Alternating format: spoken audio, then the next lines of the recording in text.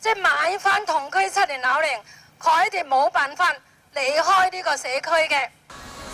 觀塘市中心區重建業主大聯盟呢一日喺裕民坊公園開記者會，為街坊爭取合理賠償。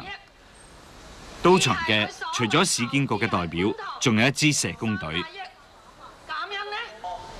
根據市區重建策略，市建局要撥出資源俾社福機構喺重建區開設社工服務，協助受影響嘅居民。市建局係社工隊嘅老闆，你叫社工隊去受市建局嘅人工去幫居民做嘢呢？呢樣嘢喺個機制方面呢，受到好大嘅限制嘅。你咁都唔肯搬啊，賠咁多俾你，但係實質上佢唔知我嗰個苦處咯。我哋點樣去宣泄嗰樣？佢哋有喺度㗎，但係冇幫手嘅，真係。幫我哋搬下凳啊，俾啲文件我哋用啊，嗰啲咁樣咯。但係佢唔敢話太主動接觸我哋做嘢咯，全靠係我哋自己落手落腳做咧就好啲咯。如果下下咧佢哋即係點樣㗎，或者出下意見啊，或者俾啲意見我哋咧，我覺得好似咧連累到佢咁。觀塘重建區社工隊成立咗2年，辦公地點就喺市建局嘅辦事處隔離。社工明白2個辦公室喺埋同一個地方，要取得街坊嘅信任並唔容易。一般嚟講，即係因為呢2個閉路電視啊，咁所以咧我哋就會黐住隻眼仔啦，咁樣咁等你都可以即係方便啲，係安心啲咁樣。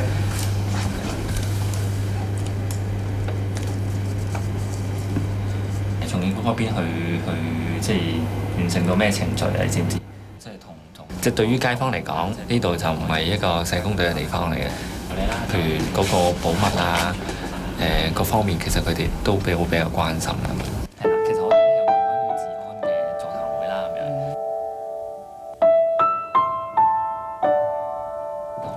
樣。啲街坊同市建局係有利益嘅關係，仲要係一個咁直接即係金錢嘅關係，而我哋社工隊又係即係好直接，係啲錢係個嚟自就係市建局嘅。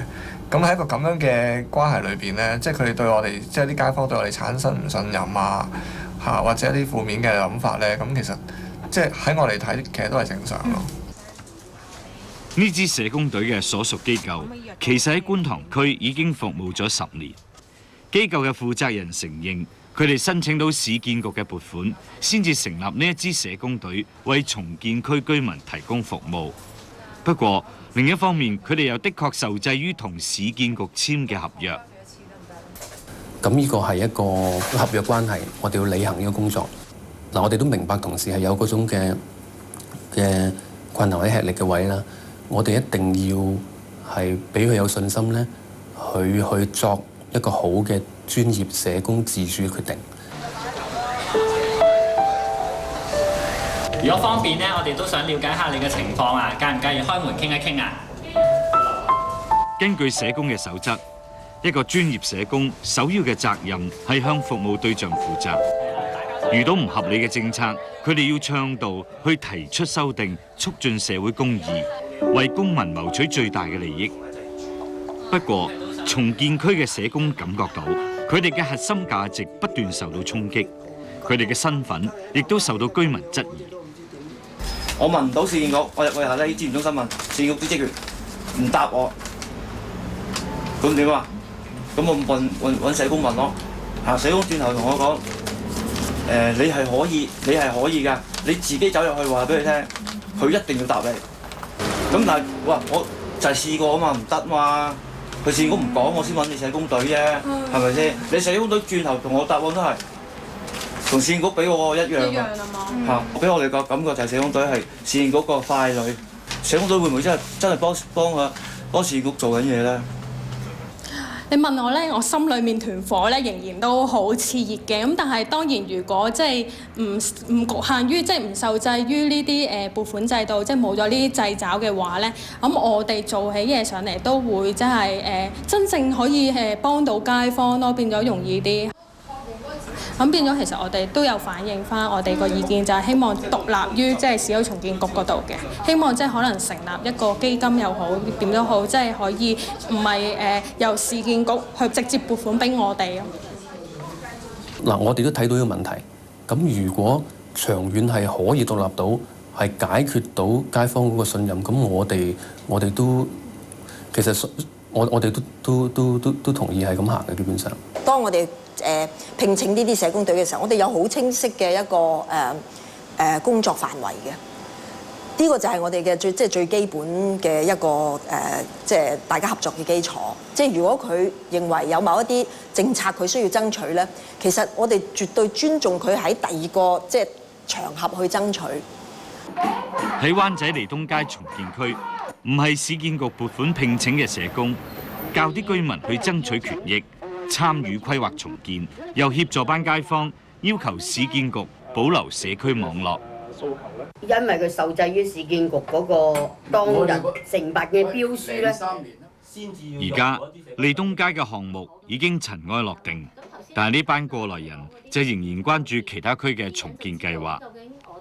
重建社工隊係唔會話俾街坊聽，人係有選擇嘅權利。呢一句説話喺獨立嘅社工隊咪可以俾我哋知道咯。原來人係有自己選擇嘅權利，所以我哋日出得到呢句説話，可走可留有選擇呢一句説話啦。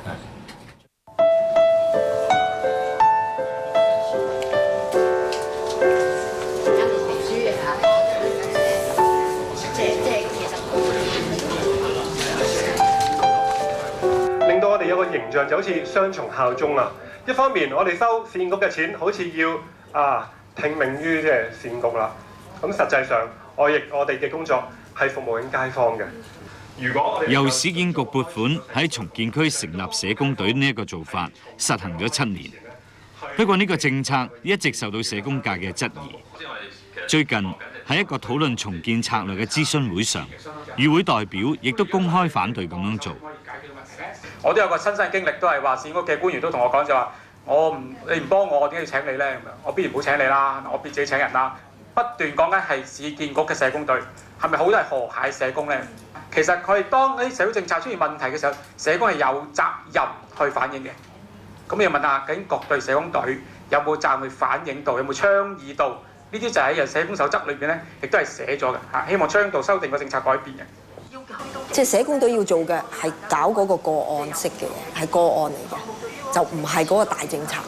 佢爭取嗰樣嘢係政策，而家今日唔容許嘅咧，咁我哋就覺得嗰個唔係今日社工隊要做嘅嘢咯。你覺得俾人哋好壞咗？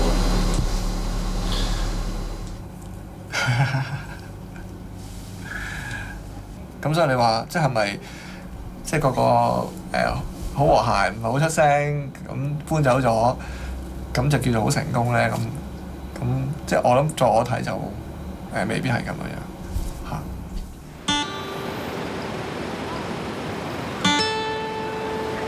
重建區接近80%嘅居民已經搬走，入夜燈光一片寥落。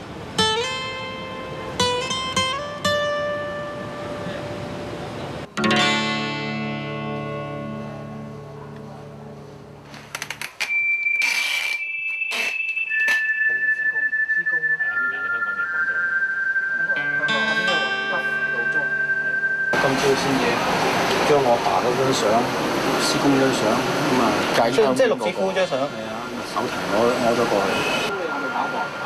即係咁顯赫咁有歷史嘅一個行業，即係咁樣歷史間鋪頭，依然因為重建而消失。我諗我自己會覺得好 sad 咯。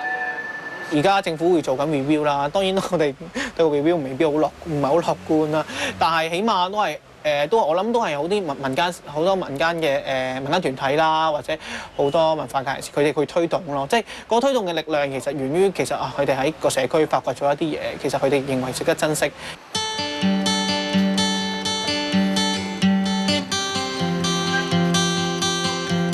我會覺得起碼即係着少嘅聚沙成河，你要將佢慢慢累積落嚟嘅，咁樣起碼話翻俾人知啊。其實觀塘經歷過啲咩事嘅？因為市建局，因為重建，或者因為發展主義，有啲咩會消失？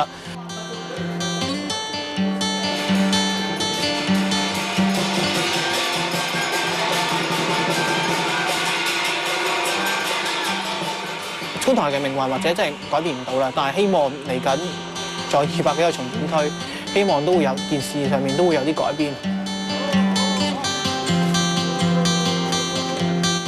跟住係美亞柳文寶廚具呈現，菜蘭品味。